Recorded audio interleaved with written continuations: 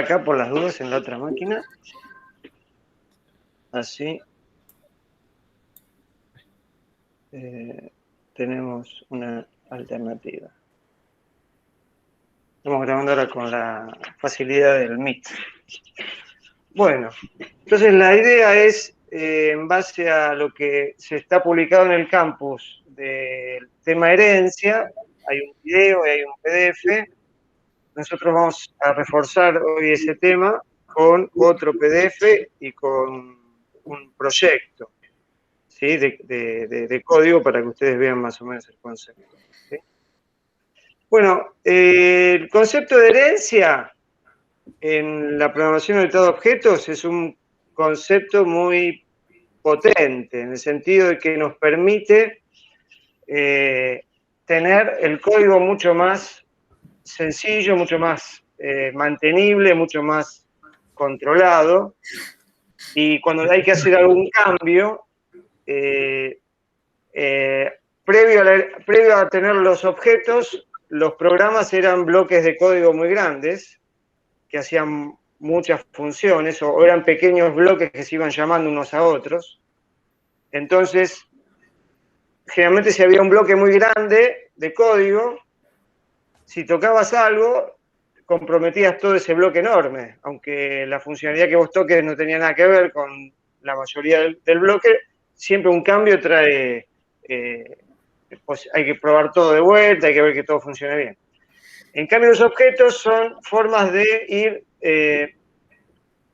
aparte de programar el tema de los objetos, o sea, aparte de hacer lo que se hace en un bloque de código de funcionamiento, vos los repartís en objetos, ese mismo código, esa misma funcionalidad, aparte de tener la funcionalidad en sí del negocio, tenés mucho más formas de separarlo en cuanto al mantenimiento. Vos podés separar funcionalidades por familias, ¿sí?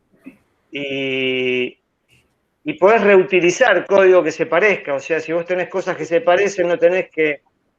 Vos antes tenías un cliente y tenías un proveedor, por ejemplo, y sabemos que un cliente y un proveedor básicamente son dos empresas. Y una empresa es una empresa, o sea, tiene la misma información. Vos tenías que duplicar los campos que tenías en un cliente, los tenías que duplicar en el proveedor. Tenías nombre cliente, código, dirección, email, y cuando hacías escribías el código del proveedor, también tenías que escribir nombre, domicilio, email, todo igual. Ahora vamos a ver con los objetos eso se hace mucho más inteligente, mucho más rápido, mucho más fácil, usando lo que es, ahora vamos a ver, el tema de la herencia. Voy a compartir la pantalla.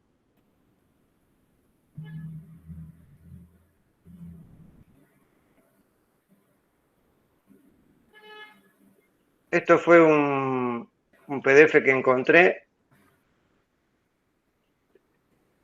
En el video hay un PDF que yo también modifiqué un poco, este es otro PDF, pero que los conceptos son similares, porque el tema de programación orientada a objetos no solamente se aplica a este lenguaje Java. El lenguaje Java es un lenguaje bastante fiel al paradigma de objetos, pero el paradigma de objetos fue previo al lenguaje Java. Cuando existió el paradigma de objetos, el lenguaje Java todavía no existía. Los primeros lenguajes que tuvieron objetos por excelencia fue el Smalltalk, que todavía se sigue usando. Después el C++ también. Del C se hizo el C++ con objetos. Después apareció el Java, que también soportaba objetos, y después casi la mayoría de los lenguajes que fueron apareciendo después soporta el tema de objetos. Y una de las premisas de la programación de objetos es la herencia. Acá también hay otro tema que se llama polimorfismo, pero el polimorfismo no lo vamos a tocar muy en forma profunda. Más que nada me quiero dedicar a la herencia. El polimorfismo está relacionado con la herencia. Es un beneficio que tiene la herencia, ¿sí? El polimorfismo, podríamos decir. El polimorfismo, si ustedes buscan definiciones, hay un montón de definiciones, formas de hablarlo. Vamos a tratar de ver una o dos formas de verlo, pero básicamente la herencia. Entonces, se ve más o menos, ¿no? La pantalla. Sí. Bien. ¿La herencia qué significa? Que hay una relación entre objetos.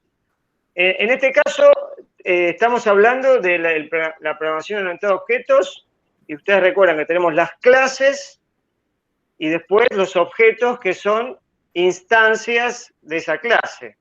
Tenemos una clase persona, y para ser una persona usable, real, tenemos que instanciar un objeto de tipo persona.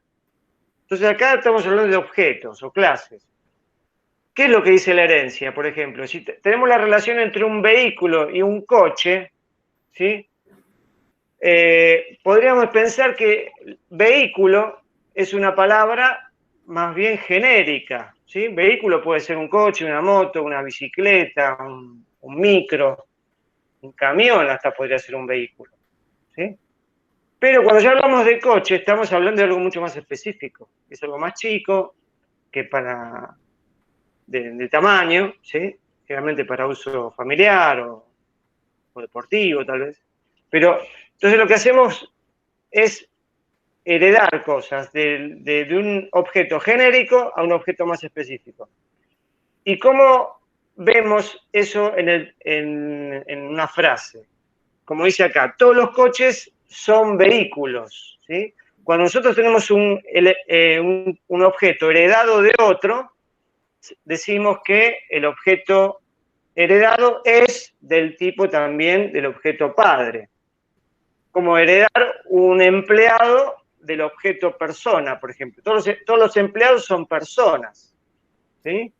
Todos los coches son vehículos, ¿sí? Ese es el concepto básico de herencia. O sea, nosotros podemos generar un objeto más específico a partir de un objeto más genérico. Básicamente ese es el uso que se le da a la herencia. Entonces, a la clase original se la llama superclase y a la clase extendida subclase o padre e hijo, ¿sí?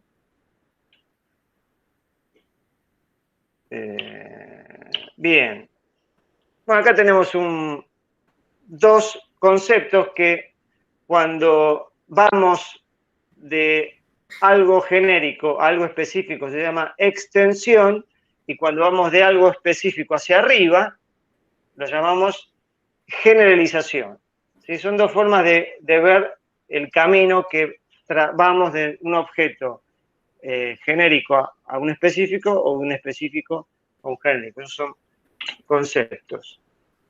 Al extender una clase, o sea, nosotros en el lenguaje nuestro Java, para generar una clase hija, usamos una palabrita, extend en inglés, que se llama extender.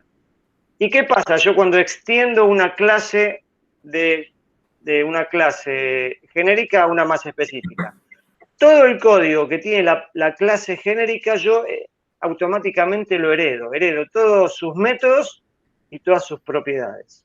¿Sí? ¿Por qué? Porque el objeto hijo es un objeto padre, o sea, tiene todo lo que tiene el padre. La idea es a ese objeto hijo añadirle cosas nuevas que el padre no tiene. ¿Sí? Ahí tenemos dos efectos, que puedo tener a partir de un padre muchos hijos con distintas características. A partir de un vehículo puedo tener un coche, puedo tener un micro, puedo tener un barco, o sea, un avión. Esos son todos vehículos. ¿Sí? Las operaciones heredadas, o sea, el objeto hijo tiene todas las operaciones que tiene el padre, pero también uno eventualmente podría redefinir una operación que tiene el padre en el hijo. Entonces, esa operación ya no es la que tiene el padre, sino es el código nuevo que yo puse en el hijo. ¿Sí? Si yo no hago nada, heredo todo lo que tengo del padre. Este es un pequeño diagrama, por ejemplo, una clase figura, y a partir de una figura tenemos segmento y círculo. Fíjese que figura tiene los métodos dibuja, borra y cambia color. Esos métodos son generalmente también aplicables a un segmento y a un círculo. Entonces, al heredarlos, yo no tengo que escribir de vuelta. Todos esos me quedan escritos. A los otros, a las clases hijas, yo le agrego métodos específicos de las clases que tienen que ver con su especificidad. El segmento se dibuja y se borra, y no, a ver. No, acá le agregó, ¿cómo es? Le agregó parámetros, punto inicio y punto fin, que no tiene la figura. Y en el círculo le agregó el centro y el radio.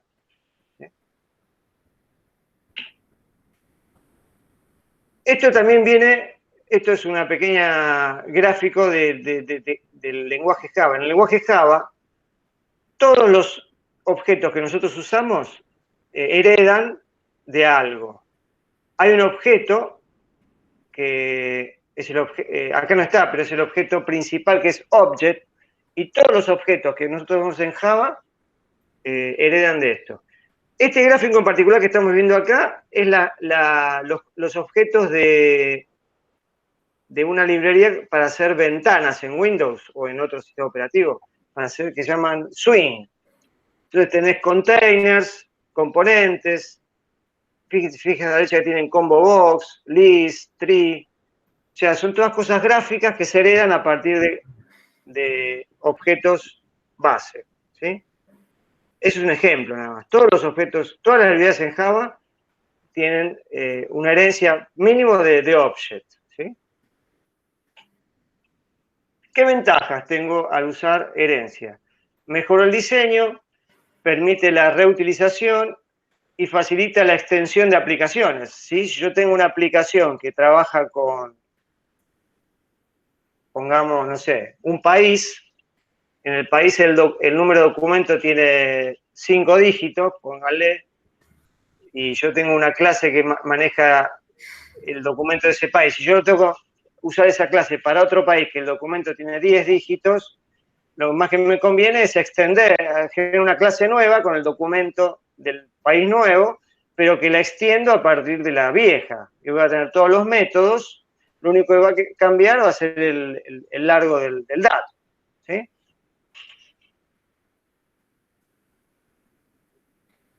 Bueno, esta es una de las clases que vamos a usar en el ejemplo, vehículo, que tiene color y número de serie como atributos y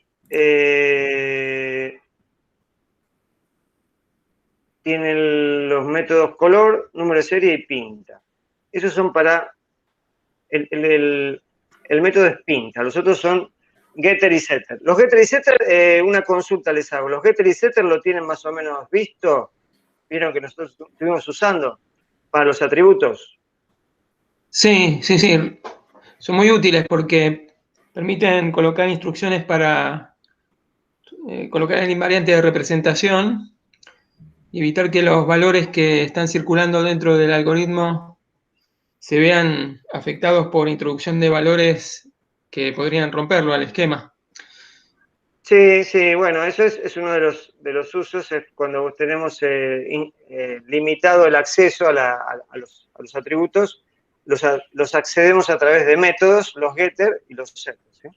Con respecto de eso, le quería preguntar para mejorar mi estilo de programación. Sí. Cuando yo programo la clase y quiero recurrir al valor de las variables que, si yo, digamos, esa clase, bueno, creo una instancia, un objeto, si quiero acceder al atributo, tengo que acceder por los getter y setter, pero desde dentro del programa, ¿qué sería lo ortodoxo? ¿Acceder a la variable interna o también acceder a través de los getter y setter? Yo usualmente lo uso a través del getter y setter para asegurarme de no romper el esquema de representación, pero en realidad no tengo un criterio más allá de ese, que yo diga, bueno, esto lo leí en un libro y esto es así por esto y esto. No sé si mira, si es todo interno, en realidad, técnicamente no creo que haya diferencia entre acceder con un getter, con un setter o acceder directamente. Lo que sí, hay muchas librerías que vos cuando empezás a usar librerías externas para muchas funciones, esas librerías externas sí esperan encontrar los getter y los setter. Entonces, o los usan como dice la teoría. Entonces, nunca está, no es mala práctica si vos básicamente es usar getters y setters siempre. Siempre va a funcionar eso. Ahora, accederlo en forma directa tampoco es algo que te va a romper algo. Okay, no hay algo absoluto en la programación, son todas convenciones. En Java, sí, hay muchas librerías que sí necesitan encontrar los getters y los setters en sus clases para poder funcionar. Sí. Bien, una consulta más y ya no lo interrumpo. Por ejemplo, acá en el caso de vehículo, tenemos dos en una serie, ¿no? Y lo primero que me viene a la mente es pensar que están definidos por sobrecarga, porque tienen distintas firmas, ¿no? El uno pide, me da la impresión que uno es un getter y el otro es un setter, pero que comparten el nombre. ¿Estoy en lo correcto? No sé, vos decís por lo que está en pantalla ahora. Sí, sí, porque tienen el mismo nombre. Como están arriba y abajo, uno parece ser para lectura y el otro quizás para asignación. Pero al margen de ese ejemplo, más de una vez me cuestioné si yo podía evitar usar la palabra get y set y directamente usando el concepto de sobrecarga, hacer getter y setter que compartan el nombre. Mira, la verdad eso no me lo tengo muy visto. El tema de sobrecarga, el tema del override, decís vos. Sí. Sí, no sé, el override en los getter y setter no sé bien si yo no lo he visto. Si es método, hoy vamos a ver un poco de override sobre algunos métodos, pero no sobre los getter y setter. De acuerdo, muchas gracias, profe. Acá tenemos también una representación del coche que hereda del vehículo. ¿Sí? Coche se dice que hereda de vehículo. Y al coche le agregaron la cilindrada. ¿Sí? Ese es básicamente lo que pasa acá en esta representación no está como get o set, está como le ponen directamente el más cilindrada es el get cilindrada y el cambia cilindrada es el set cilindrada. Sí, básicamente es eso. Después tenemos acá una extensión de la clase barco. La clase barco extiende de vehículo. Pero fíjense que no agrega ningún atributo. Eso también es válido, tener una clase con otro nombre que es similar en cuanto a atributos, por lo menos. En cuanto a métodos, tal vez podemos cambiarlo eso. Bueno, acá viene un poco el código que después lo vamos a ver. Esta es la clase vehículo, ¿sí? Después lo vamos a ver con más. Y acá vemos la palabrita extends.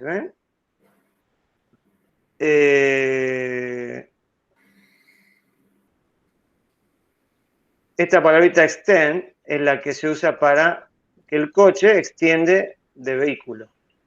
¿Sí?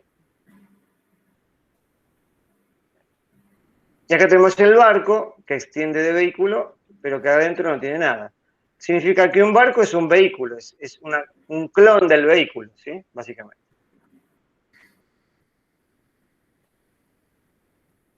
Bueno, acá tenemos un poco de herencia. B, nuevo vehículo. C, nuevo coche. B, new barco. La palabrita new es importante porque esto generamos un nuevo objeto del tipo coche, del tipo vehículo, del tipo... Todas son clases independientes que se van generando en función de la herencia que queremos darle. Está el tema de los constructores.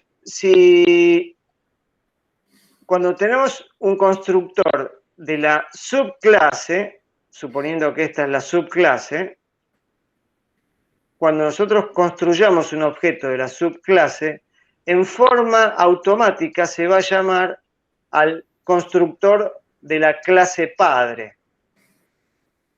Esto se hace en forma automática. Si nosotros lo queremos hacer en forma explícita, si nosotros lo queremos llamar al constructor de la clase padre, tenemos que hacerlo con este comando, con super.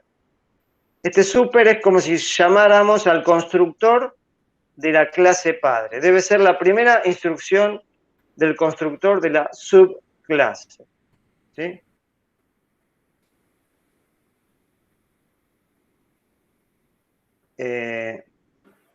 Si no hay constructor, si no hay constructor en la superclase, en la subclase es como si estuviera esto, super.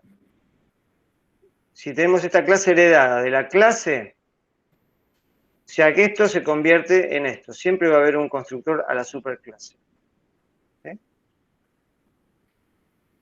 Acá tenemos un elemento del código que son las anotaciones. Las anotaciones son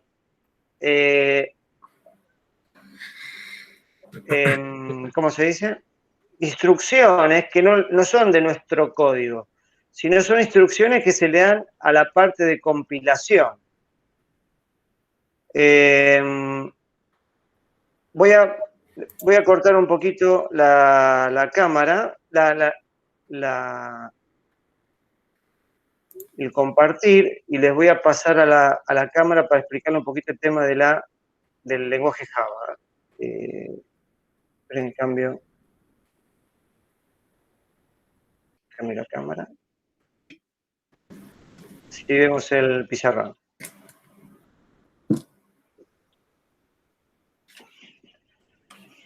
Entonces, el tema de Java, no sé si alguna vez lo mencioné. Java tiene una máquina virtual, ¿sí? La JVM, Java Virtual Machine, que habíamos dicho que está por encima del sistema operativo, y esto es el hardware, ¿no? El hardware. Entonces, nuestro código es .java.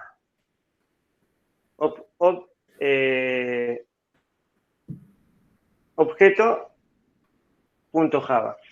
Cuando nosotros queremos correr algo en Java, cuando ustedes hacen el run ahí en el NetBeans, lo que está pasando es que hay un comando que se llama javac.exe,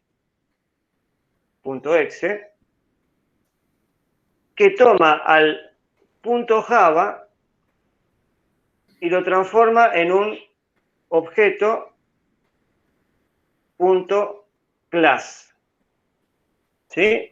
Ustedes van a ver que cada vez que compilan algo, o sea, ustedes no necesitan el NetBeans para correr un programa. Ustedes pueden correrlo con el java.exe. Pasa que tienen que poner los comandos en la consola. Entonces, este objeto.class es el que realmente se ejecuta en la Virtual Machine.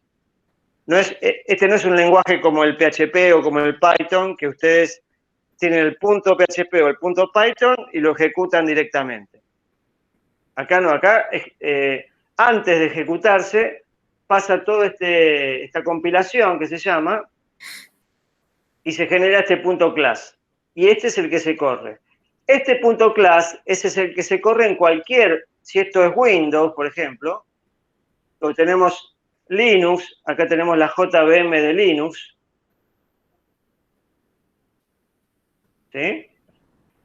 Entonces, este .class también funciona con esta máquina virtual sin tocarlo. O sea, yo puedo compilarlo en Windows y este .class lo corro en Linux o en otro sistema operativo. Esa es la ventaja que tiene Java. Y cuando ustedes están generalmente ejecutando un programa Java, lo que ustedes van a encontrar generalmente es un .jar. Por ejemplo, app.jar. Ese .jar en realidad es un zip, un zipeado. Y adentro tiene todos los directorios con todas las clases, .class. ¿Sí? Adentro de ese jar. Eso es lo que se corre en Java generalmente. Profe, ¿es sí. .jar o ajar? No, jar, J-A-R, jar. Bien. .jar. En realidad hay muchas extensiones. Después, si ustedes avanzan con el tema de Java, van a ver que hay en las aplicaciones web, hay .war, tenemos .ear también. Esos son ya extensiones que se usan en ciertos contenedores, en toda la tecnología de web, de contenedores y todo eso. Pero básicamente las aplicaciones Java estándar son .jar. Que en realidad hay un comando también que te agarra todas estas .class, las mete dentro del jar y queda el paquetito para poder correrlo como con el Java. JavaExe se corre así, Java _jar app.jar. Después, si tenemos tiempo, más adelante, capaz que en una clase después de los parciales vemos toda esta parte, la consola de Java. Porque ahora ustedes están usando el NetBeans. El NetBeans le resuelve todo esto en forma mágica. O sea, ustedes hacen run y mágicamente la clase funciona. Pero realmente esto hay que hacerlo funcionar en una consola, con comando de consola. Y eso eso es todo lo que el NetBeans le esconde a ustedes, todo el manejo de la consola que hace por atrás. Eso es lo que tendríamos que hacer en Python, ¿no? O sea, tendríamos que hacer que corra el programa. En Python es más sencillo, porque en Python vos pones Python pp.py y corre. Y ya no tenés que hacer más nada. Excelente. O en PHP también haces PHP, programa.php y corre.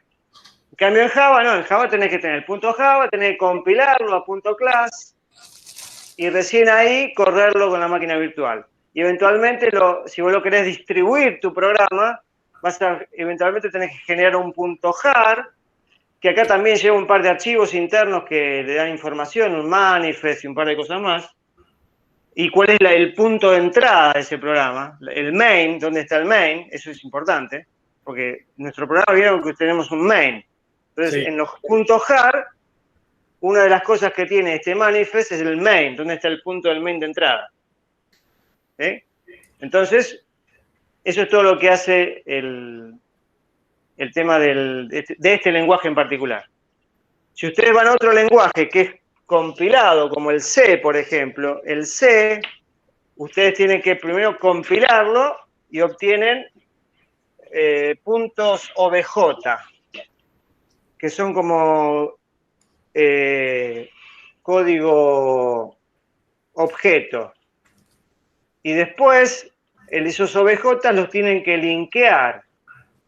Son dos pasos que tienen los programas compilados. ¿Qué es y de linkear? ahí... ¿Cómo? ¿Qué es linkear? Linkear es generar todos esos OBJs junto con librerías. Tus programas necesitan librerías para correr. No es, porque el Java, ¿qué es? El Java es un conjunto de librerías que están instaladas. Cuando vos instalás el Java, hay un directorio. Ahora les comparto. Sí, eso lo sé, que es un conjunto de librerías y vos únicamente lo que haces es copiar, o sea, por ejemplo, las variables int o las funciones y ya las tenés. Cuando vos importás, estás usando librerías. Hasta ahora nosotros no usamos muchas. Usamos el string, usamos el mat y el system. Todas esas son librerías, pero fíjate, yo acá te muestro la instalación mía de Java. ¿Dónde estamos? Disco C. Esta es la máquina de laburo, por eso tiene muchas cosas.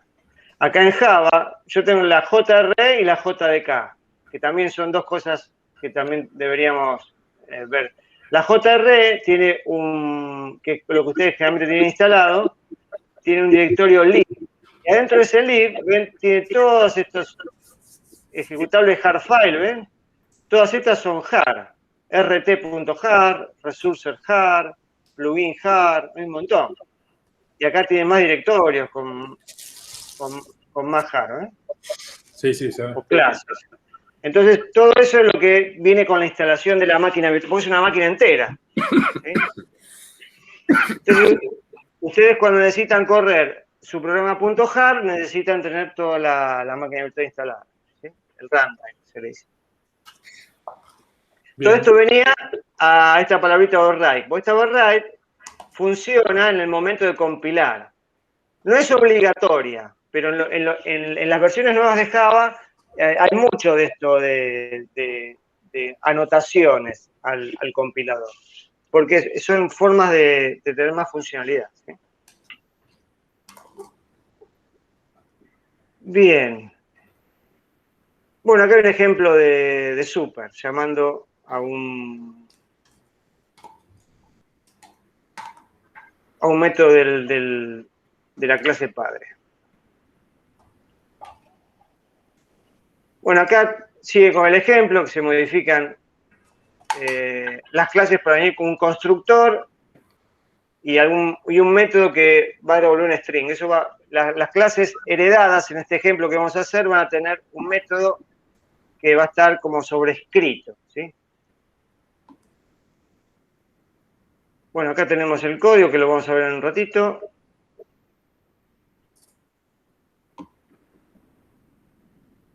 Y creo que esto es lo único que vos mencionabas. ¿Cómo es tu nombre? Nicolás, Marcelo, Pablo. Soy malo para los nombres. ¿Cómo? Sí, yo mencionaba el tema este. Marcelo. Yo claro, me acordaba de apellido, pero no del nombre.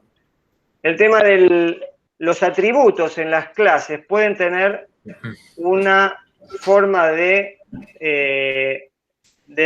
restringir el acceso. O sea, si vos lo pones public, cualquier persona de cualquier lugar del programa puede acceder a ese atributo.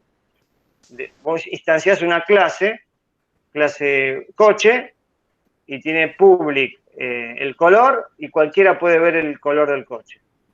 Ahora, si vos lo ponés private, ese atributo, ya no es accesible el atributo por cualquiera, sino solamente por las clases heredadas. Ajá. Y la forma de darle acceso, si vos querés darle a alguien acceso a ese atributo, tenés que hacer un método, que será un getter.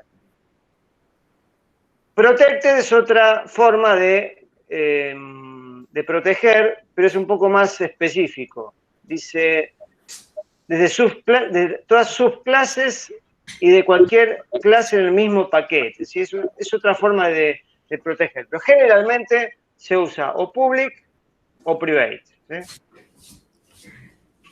Igual nosotros no vamos a estar muy atentos a esto al principio. Más que nada vamos a trabajar sobre la herencia propiamente dicha. Acá dice que los protected no es una buena práctica. Bueno, eso es un tema. Bueno, ya acá ya empieza un tema que son las clases abstractas, pero no tiene nada que ver con esto. Así que bueno, ahora vamos a ver el ejemplo, ¿sí? Dale. Entonces, acá tengo el NetBeans. Entonces, tenemos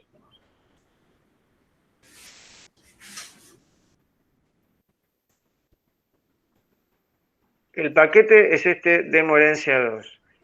Fíjense que yo en este proyecto tengo varios paquetes, ¿ven? Tengo uno acá que se llama procedimiento.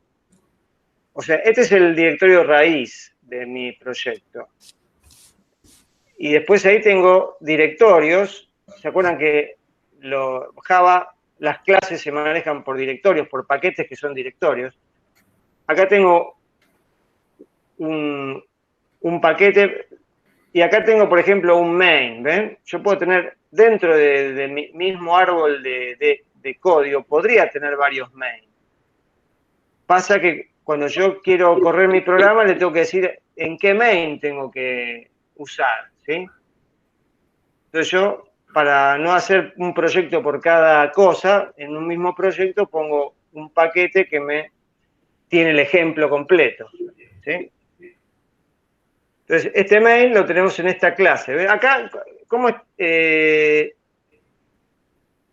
está dividido? Esto viene a la respuesta de lo que estaba preguntando la chica, ¿cómo se llama?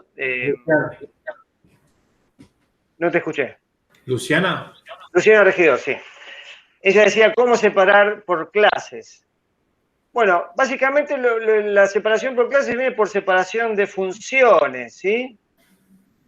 Acá básicamente, por ejemplo, en un ejercicio podemos tener básicamente, en este lenguaje Java sí o sí tenés un main, ¿sí? Entonces vos vas a necesitar una clase de entrada de tu proyecto, de tu programa. Y si lo querés hacer más o menos con las buenas prácticas de los objetos, vos tendrías que hacer una clase que te resuelva el problema, por lo menos que maneje el inicio del problema. Entonces esa clase que maneja el inicio del problema, yo acá la puse como prueba herencia. Fíjate que tengo la clase demo solamente para entrar al programa, y directamente yo acá instancio una prueba de herencia. O sea, este objeto mío es una clase, el modelado que yo hice es que esta clase es la prueba de mi ejercicio. O sea, no es el ejercicio, es la prueba del ejercicio. Entonces yo hago esta clase que es prueba herencia. Esta prueba herencia sí tiene, ya corre la prueba del ejercicio, ¿sí? O sea, está dividido en esa forma, es dividido como en funciones. Si vos tuvieras un menú para ingresar datos, es una buena práctica hacer una clase que se dedique solamente al menú, o a pedir datos y a mandar datos a pantalla. Tendrías que hacerle vos un método que sea leer y otro que sea escribir, y no usar los métodos de system print dentro de tus clases, ¿sí? Eso sería la buena práctica. Eso sería dividir en funciones. Entonces, esta prueba de herencia hace la prueba sobre estas clases. ¿Se acuerdan cómo era? Teníamos la clase vehículo, que es esta, que tiene dos atributos, color y número de serie. Profe, disculpe, lo interrumpo un toque. Sí. Justo dijo algo que me interesaba mucho. Veo que usted recién dijo el tema de la clase System Out Print, como mala práctica de programación, pero justo se entrecortó el sonido y no escuché la idea. Pero me interesaría, ¿no me lo puede repetir, por favor? No, yo hablaba de que, por ejemplo, en un ejercicio, una buena práctica, si a vos te piden ingresar datos o escribir datos a la consola, te conviene tener una clase separada que haga eso, que escriba y que lea. Y después eso que escribe, lo que lee, se lo pasa a la clase que va a trabajarlo, y si vos querés escribir algo de tu clase de trabajo, le pasás a la clase que escribe lo que escribe la consola. Es como genial, dividir las funciones, ¿sí? Perfecto. Muchas gracias, Esa profe. Es la idea de programar en objetos. Entonces, tenemos acá que, bueno, yo hablé de ese ejemplo, pero no está representado en esta. Acá, como es una prueba, acá imprimimos con System Out, ¿no? Porque en realidad es una prueba. Pero si el ejercicio dice que tenemos que entrar, parte del ejercicio es meter datos y sacar datos, es una buena práctica hacer una clase que me haga eso, ¿sí? Un menú, el famoso menú que yo dije en el ejercicio. Entonces esta clase de vehículo tiene dos atributos, color y número de serie. Acá tenemos, fíjense, no tenemos getter y setter porque no se usan, pero sí fíjense que tenemos el constructor. El constructor pregunta conceptual, ¿cuándo se corre el constructor de una clase? Es lo primero que se ejecuta. O sea, después de la declaración y de la instanciación, el constructor es lo primero que se ejecuta. Cuando yo hago un new del objeto, ese objeto que se está creando, lo primero que se ejecuta es el constructor. Entonces, esto es lo primero que se va a ejecutar. Lo que le pasa el color que yo le estoy pasando a la variable interna y el número de serie a la variable interna. ¿Se acuerdan de esta palabrita this? Esta palabrita this hace referencia al propio objeto, o sea, la propia clase. Y después tenemos acá un método que es toString, que este toString es un método que ya existe en Java. El método toString está disponible en los objetos de Java. Acá nosotros los sobreescribimos. Esto es también parte de la herencia. porque el método toString lo estamos heredando de las clases anteriores de Java, de Object, no sé de cuál, pero se hereda ese método. Acá lo estoy sobreescribiendo. Esto no es obligatorio, pero es una buena práctica también poner el override, ¿sí? En las versiones nuevas de Java ahora. Entonces, este override toString, ¿qué hace? Retorna un string, es lo único que hace, con la información de número de serie y color. Y después tenemos la clase coche. La clase coche, fíjense, extiende a vehículo. ¿Sí? ¿Qué significa? Que yo en esta clase coche voy a tener todo lo que tenía la clase vehículo. Los atributos y los métodos. Que básicamente la clase vehículo tiene este único método. Y tiene este método también avanzar, que después lo vamos a ver. ¿Sí? Entonces, la clase coche, lo que se le agrega a la clase coche es una, fíjense, es una atributo, yo le puse private, no es obligatorio, pero para que ustedes lo vean, y le puse los getter, que en realidad no se llama getter y setter, acá se llama cilindrada, que retorna la cilindrada, es como un get cilindrada, y este es como un set cilindrada, cambia cilindrada. Le pone el dato nuevo y se lo cambia. Y tenemos el toString. El toString está de vuelta sobrescrito. Venía sobrescrito de la clase original y estamos sobrescribiendo el de la clase vehículo. Fíjense que este devuelve solamente la cilindrada. ¿Sí? Y después tenemos la clase bote, que yo hice, en vez de barco, en el ejemplo dice barco, yo la de barco la voy a usar después, hice una clase bote que extiende de vehículo, que lo único que tiene es el constructor. Este constructor te lo obliga a poner porque la clase original de vehículo tiene un constructor. Entonces acá, por ejemplo, te dice el constructor de vehículo, que es todas las clases tienen un constructor estándar, que es un constructor sin parámetros. Entonces, este mensaje de error que te dice que el constructor que tiene esta clase, que es implícito, no está tomando en cuenta requerido string int y no se encuentra. Por eso vos tenés que ponerle el constructor para que pueda usar el constructor de la clase padre. ¿Sí? Acá se llama el constructor de la clase padre. Entonces, ¿cuál es la prueba que yo tengo hecha? Prueba herencia acá. Esto por ahora vamos a modificar. Entonces, fíjense, acá tenemos un coche que se llama sedán, la variable, y que le pasamos con el constructor esto. Un bote, que se llama velero, y le pasamos estos dos datos. Fíjense, el constructor de coche tiene 3 parámetros, que es el color, el número de serie y la cilindrada. En cambio, el bote tiene 2, que es color y número de serie. Porque el de vehículo también se le había hecho un constructor, que es color y número de serie. Por eso tuvo que ponerse este constructor en el bote. Entonces guardamos todo. Entonces, vamos a correr a la prueba. Y usamos el método sedán toString y el velero toString. Son los métodos que por ahora tienen. Entonces, si lo corremos esto, lo corremos desde acá.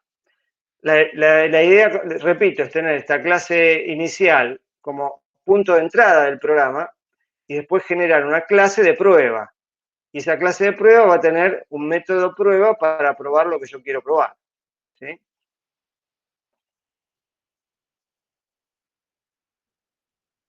Fíjense, el coche, lo que pasó fue que imprimió esto. imprimió coche más sedán toString. Coche más el toString, que es todo esto. Y bote, el toString está sobrescrito, entonces el toString de bote es distinto al toString de vehículo, porque lo sobrescribió. Pero fíjense que tanto el coche como el bote tienen número de serie y color, que no son parte de ellos, sino es parte de la clase vehículo. ¿Sí? En la clase coche, en ningún lado está los atributos color y número de serie, en la clase bote menos. ¿Sí? ¿Entienden más o menos el concepto de la herencia? Sí, o sea que yo pudiera, dentro de mi programa principal, podría obtener acceso a esos atributos que están en la clase, en la superclase, a través de la subclase, pero sin mayor esfuerzo, porque ya aparecerían directamente en la interfaz.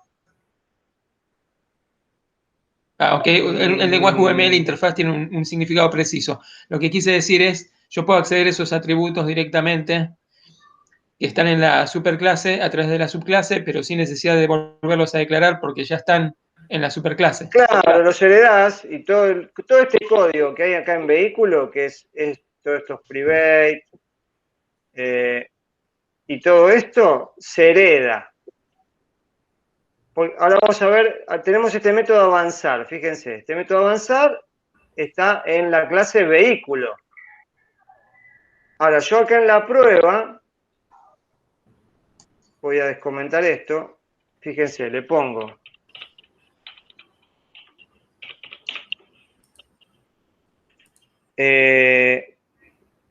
bote avanzar y sedán avanzar. Entonces, son métodos que están en la clase vehículo en realidad.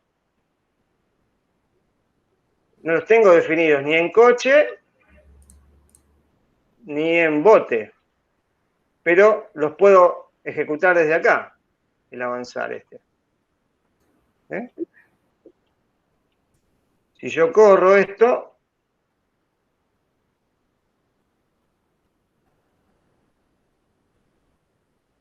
coche en movimiento, bote en movimiento. ¿Sí? Profe, ahora una consulta sobre esto. Sí. Por ejemplo, hace unos 4 o 5 años atrás, póngale. Me pedían de tarea, de una tarea académica, ¿no? Tenía que programar un videojuego acá en Java. Sí. Pero nos dejaban libre albedrío, digamos, si lo íbamos a hacer por objetos o si lo íbamos a hacer imperativo. Entonces, pero tenía que tener entorno visual, ¿no? Porque a nosotros nos había salido en el sorteo del juego, a nosotros nos tocaba hacer una versión argentina del Bubble Bubble. No sé si ubican el juego que digo, del dragoncito que escupe globitos, con los globitos encierra unos monstruos y después va y los golpea a los globitos, los rompe y ahí mata a esos monstruos. No recuerdo ese. Bueno, si lo buscan por internet lo encuentran, el Bubble Bubble, aparece al toque. Bueno, teníamos que recrear ese juego. Bueno, de suerte tal que lo empezamos a hacer por objeto. Dijimos, bueno, por objeto más fácil, porque está todo encapsulado, después instanciamos los objetos y se terminó el asunto. Entonces creamos la clase dragón, porque el personaje era un dragoncito, pero después nos dimos cuenta que si hacíamos la clase dragón a secas, perdíamos un poco de tiempo, porque todos los personajes más o menos tenían los mismos comportamientos, o sea, el movimiento, el salto, o sea, lo que sean los dirigidos por la computadora, o nosotros mismos, representan lo mismo. Así que empezamos a programar la superclase y después derivamos en la clase que correspondía al personaje y los que iban a ser dirigidos por la computadora. Y después nos encontramos con un problema, y con esto ya cierro el comentario. El primer problema que tuvimos es que no pudimos, al hacerlo como objetos, no pudimos encontrar ninguna manera de representar las colisiones, encontrar la colisión entre dos objetos. No sabíamos, no nos iban a ayudar los profesores, porque dijeron, arreglense ustedes ya saben cómo, nosotros no sabíamos realmente. Y si teníamos que colocar un objeto externo que estuviera relevante a cada momento, cuáles eran las coordenadas, y entonces determinar si dos objetos externos al evaluador se estaban colisionando o si el mismo objeto tenía que autoevaluarse para saber si estaba superpuesto a otro objeto. No sabíamos cómo solucionarlo, de hecho no lo pudimos solucionar. Y el segundo problema que se presentó fue el de la cantidad de memoria. Cuando había más de 5 personajes en escena, o sea, el personaje que manejaba uno más 4 monstruos, y 4 monstruos era casi nada, porque daba muchos más, se colgaba por el requerimiento de memoria. Al final lo hicimos imperativo y se terminó y aprobamos, sacamos un 10, todo muy lindo. Pero la cuestión era, a lo que iba yo era, ¿qué tan exigente es en términos de memoria el tema de trabajar con objetos? Porque normalmente los proyectos que hacemos en términos académicos suelen ser relativamente pequeños, programas una clase, 2 clases, 3 clases, y que interactúen, y todo corre rápido. Pero mi temor es cuando uno se enfrenta con otro tipo de proyectos que requieran múltiples clases y lo que va a obtener es un producto sumamente pesado. Mira, yo trabajo con un proyecto que tiene ya varios años de código Java, está todo hecho en objetos, tiene un frontend gráfico que es bastante antiguo y un backend que se comunica con web services, con base de datos, con COBOL. Todos son clases. En Java no hay forma de no usar clases. ¿Entendés? Salvo que vos hagas una clase y metas todo el código en un método. Pero las clases no te ocupan más o menos memoria, porque en Java todo es una clase, en realidad. Más allá de si la usás como clase o no.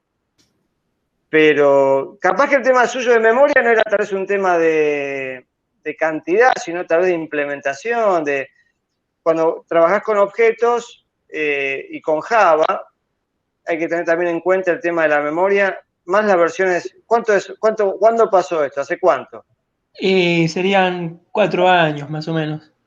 No, hace 4 años estaban las versiones bastante avanzadas. Tenías que tener en cuenta de que no te queden objetos colgados y que te consuman memoria. Capaz que ustedes instanciaban muchos objetos y se quedaban sin usar.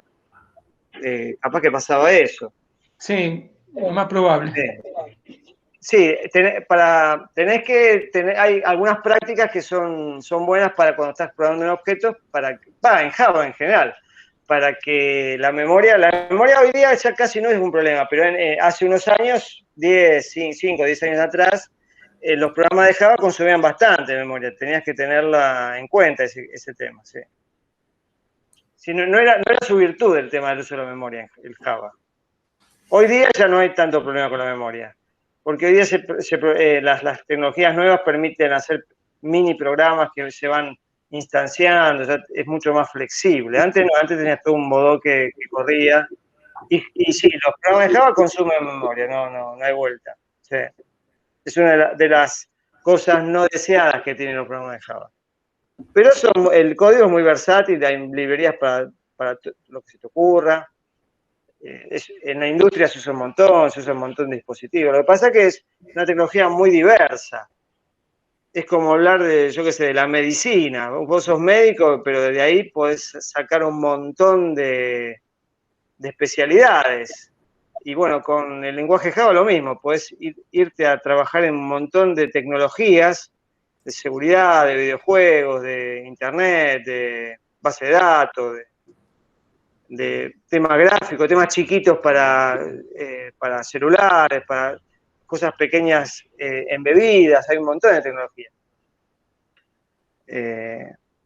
Generalmente hoy día el Java se usa para lo que se llama el backend, o sea, los programas que están corriendo en los servidores. Los programas corren ahí, en los servidores, y dan o páginas web o web services. Generalmente se trabaja de esa forma. No se trabaja mucho en lo que se llaman programas así de escritorio. NetBeans está hecho en Java, el que yo estoy usando ahora. No sé si ustedes saben eso. No sabía, pero es bueno saberlo, porque quiere decir que justamente se pueden sostener múltiples clases en activo, residentes, en la memoria. Sí. Y que no hay drama. NetBeans está hecho en Java. No sé si conocen el Eclipse, que es otro entorno de programación. Sí, yo usualmente tengo que trabajar con Eclipse. Bueno, ese está hecho en Java también. Uh-huh. Depende, está todo programado en Java. Son todas librerías gráficas que corren en distintas plataformas, corren en Linux, en Windows. Pero no es lo más lo más fuerte que tiene Java, la parte así de escritorio. Funciona, pero si tenés que hacer algo de escritorio, capaz que te conviene ir por otro lado, vas a llegar mucho más rápido. Sí, sí, igual no teníamos opción, había que hacerlo sí en Java. Claro, había que Bueno, hacer Java para usar la parte del lenguaje, claro, sí. Está bien, sí. Bueno, es una buena experiencia. Sí, a mí me gustó, si quieres le termino de contar hace menos de 30 segundos. Nos evaluaron, hicimos la exposición del software frente a toda la clase y también con los docentes. Cada grupo tenía que exponer y justificar, ¿no? Demostrar los principios que habíamos usado de programación. Y sacamos un 10 los 3 integrantes. El juego les encantó a todos, de hecho se lo quisieron quedar copia para jugarlo después, que yo ni me lo esperaba. Pero fue ese momento de gloria y de fama de que duró 15 segundos, ¿no? Porque después eso pasa al olvido, porque no son grandes cosas, digamos. El juego visualmente es atractivo, tiene buen sonido, pero tiene un error, que no lo pudimos resolver, quedó así, que ciertas colisiones, no todas, ciertas colisiones no se detectan y no hubo caso y así sigo. Ya investigaré para resolver eso para otra oportunidad. Claro, está hecho, sí. No, programar un juego es algo complejo, no es fácil. Sí, programar un juego es complejo. Porque tenés que tener un montón. Depende de qué tipo de juego. Más si es un juego así de movimiento, tenés que estar teniendo en cuenta toda la física, todas las trayectorias, todo eso. Todo un tema. Sí. Buenísimo. Entonces, quedaba este método que yo le había puesto acá, que es el tema de avanzar. Ahora, yo acá hice una clase nueva que es barco, fíjense. Esta clase nueva, barco, fíjense que la extiendo de bote, no de vehículo. Entonces yo tengo vehículo, bote, barco. A esta sí yo le agregué un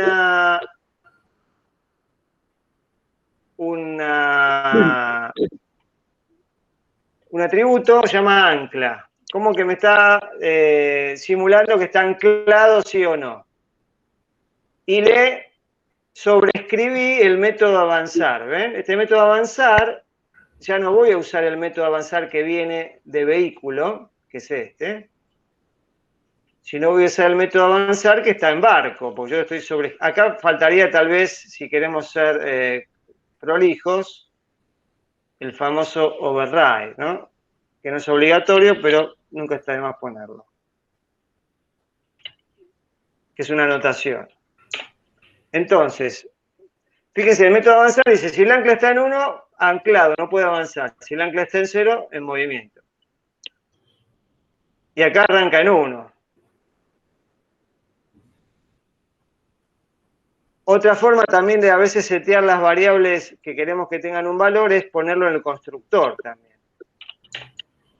This.setAncla 1. Acá usamos el setter. Entonces, si acá hacemos la prueba y le vamos a poner acá, vamos a tener que hacer un barco acá.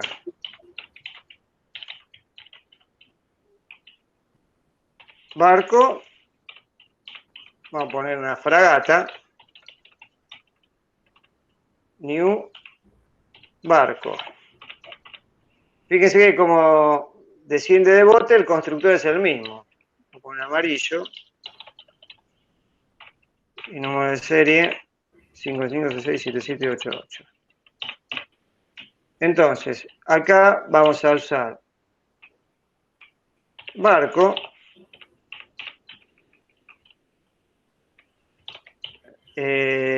fragata. Fragata, punto avanzar. ¿Sí?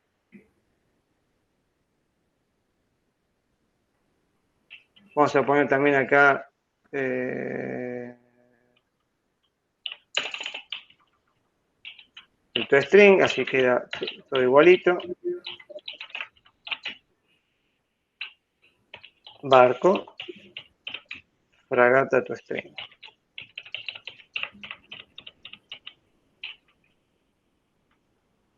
Entonces, si corremos la prueba,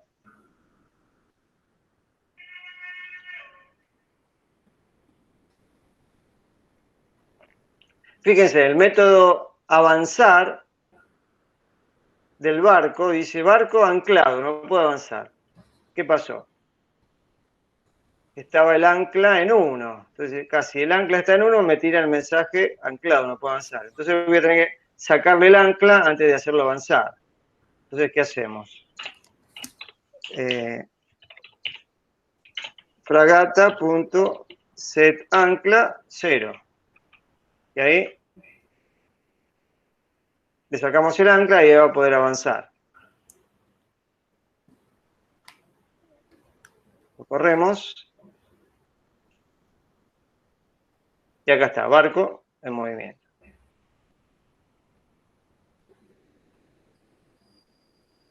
Esa es la idea de la herencia, ¿sí?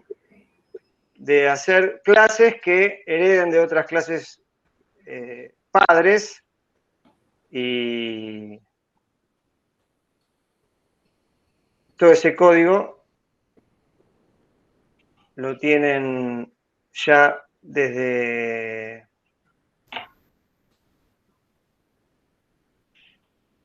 de los padres a los hijos, ¿sí? Entonces, no sé si queda alguna duda sobre este tema, ya creo que ya nos extendimos bastante. No, ahora lo que quedaría sería probarlo, a ver cómo serían las clases, pero no, por ahora no, está bien. Bueno, entonces, el tema herencia estaríamos cerrándolo con esto. Ahí dejé de compartir. Hola Luciana, ¿cómo andás? Buenas, no quería interrumpir. No, está bien. Yo justo como estoy con la pantalla compartida no veo si entra o sale gente, por eso. No hay problema. Y bueno,